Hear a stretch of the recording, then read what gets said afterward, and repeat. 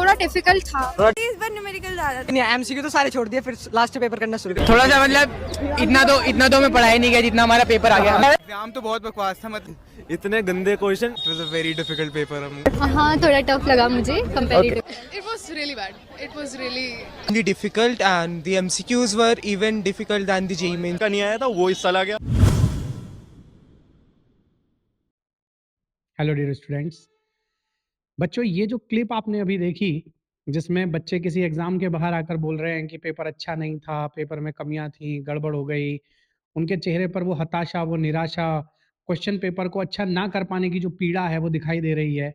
ये एग्जाम 24 का board CBSE physics का एग्जाम था और लगभग यही हाल इस बार भी हुआ। मैं आपको सिर्फ ये समझाना चाह रहा था कि लास्ट ईयर भी बिल्कुल ऐसा ही हुआ था, पेपर हार्ड आया था, बच्चे इसी तरह परेशान होकर निकले थे। ये क्लिप 2024 की फिजिक्स एग्जाम के बाद का रिएक्शन था जो मैंने कहीं से आपके लिए ढूंढा।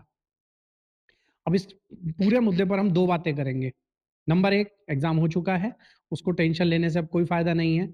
बट जब ऐसा एग्जाम होता है तो क्योंकि आप लोगों ने पहली बार एग्जाम दिया है, बट मैं लगभग पिछले 17 सालों से फिजिक्स पढ़ा रहा हूँ और देख रहा हूँ कि किस तरीके से एग्जाम होते रहे हैं। तो कुछ पॉजिटिव पॉइंट्स जो मैं आपको बताऊंगा जिससे आपका थोड़ा सा जो स्ट्रेस है वो कम होगा। जिन बच्चों ने बहुत मेहनत की, पूरे साल लगे रहे और एक पेपर में जाकर फंस गए, वो कहीं पर कुछ क्वेश्चन सुन के उन्हें ऐसा लगा कि नहीं हो पा रहे हैं, डिफिकल्ट हैं, तो मैं उनको थोड़ा-सा समझाने की कोशिश करता हूँ कि एक्चुअल में अब क्या होगा आगे। और इसके अलावा जो नीट एस्पायरेंट्स हैं और जो 11th क्लास में इस समय पढ़ रहे हैं, जो अभी 11th के एग्ज़ाम्स दे रहे हैं, जो अगले साल बोर्ड को अटेम्प्ट करेंगे, उनके लिए एक वेकअप अलार्म है। तो चलिए शुरू करते हैं और आपको बताता हूँ करना क्या है।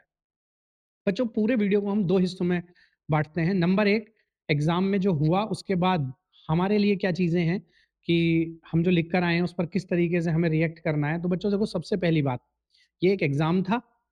एग्ज़ाम में हमेशा मार्क्स से ज़्यादा, मैं अगर एज़ ए टीचर बात करूँ तो मैं प्रिपरेशन को ज़्यादा बड़ी चीज़ मानता हूँ। अगर आपने पूरे साल तैयारी की है, पेपर में जाकर अच्छे से लिखा है, जो नहीं आता है उसको भी आप किसी न किसी तरीके से उससे रिलेटेड चीज़ें लिख कर आए हैं। सबको पता चल चुका है जी पेपर बड़ा टफ था। मेरे ओपिनियन में ये पिछले साल से थोड़ा आसान था, मैंने एक वीडियो बनाया भी था। उस पर कुछ बच्चों ने कुछ गलत कमेंट्स भी किए, कुछ बच्चे नाराज़ भी हुए। बट मैंने पहले ही कहा था वो थोड़ा-सा कड़वा होने वाला है। तो मुझे उसमें इतना बुरा नहीं लगा। मैं समझ सकता हूँ आपके मन की बात है वो कि भई हम उतना अच्छा नहीं कर पाए। बच्चों देखिए 2 बातें हैं। नंबर 1, पेपर टफ नहीं था, पेपर अनइम्पोर्टेंट था। क्योंकि आप इम्पोर्टेंट तो सारा तैयार करके गए थे। उसमें वो चीज़ें पूछ ली गई या एप्लीकेशंस पूछ लिए गए जिनको आप हैंडल नहीं कर पाए। नंबर 1। नंबर 2, हमें अपने नेक्स्ट एग्ज़ाम केमिस्ट्री की तरफ ध्यान देना है जो कि अब आने वाला है। आप उसकी प्रिपरेशन करें। उसके अलावा आपको दूसरी सबसे इम्पोर्टेंट चीज़ इसमें ये देखनी है कि क्योंकि अब सबको पता है एग्ज़ाम हार्ड था, न्यूज़पेपर्स में भी आ गया है, कुछ सेट्स बहुत भारी थे, तो उनके चलते जो मार्किंग पैटर्न है वो थोड़ा लीनिएंट होगा।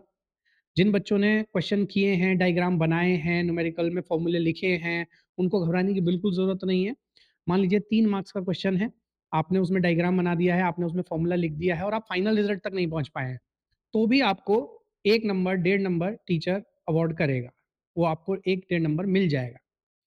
लीनिएंट मार्किंग इसी को कहते हैं। एक तरीका होता है कि जब आपने पूरा किया हो तभी आपको आंसर मिलने पर ही आपको मार्क्स दिए जाएँगे। तो इसमें ऐसा नहीं होगा। तो एक तो आप इस बात से बिल्कुल निश्चिंत रहिए, अगर आप लिख कर आए हैं, आपने पूरा पेपर अच्छे से अटेम्प्ट किया है, जो चीज़ नहीं आ रही थी क्योंकि नेगेटिव मार्किंग नहीं थी, आपने उसको भी अच्छे से अटेम्प्ट किया है, तो आपको मार्क्स मिलेंगे। तो पहली चीज़। और अपने एक्सपीरियंस से बताऊँ कि ये पहली बार नहीं है बच्चों, 2016 में पेपर बहुत टफ था, 2019 में पेपर बहुत टफ था, उसके बाद 20 में तो खैर कोविड आ गया था, 21 में भी आसान रहा, 22 में हल्का-सा लेवल बढ़ा था, 23 में बहुत टफ हुआ और 24 में बहुत ही टफ हो गया था। तो 24 के मार्किंग के हिसाब से भी ये चीज़ सेट बैठती है। जिन बच्चों ने पूरा पेपर किया था उनको मार्क्स मिले थे। तो सबसे पहली चीज़। तो ये हुई वीडियो की पहली बात।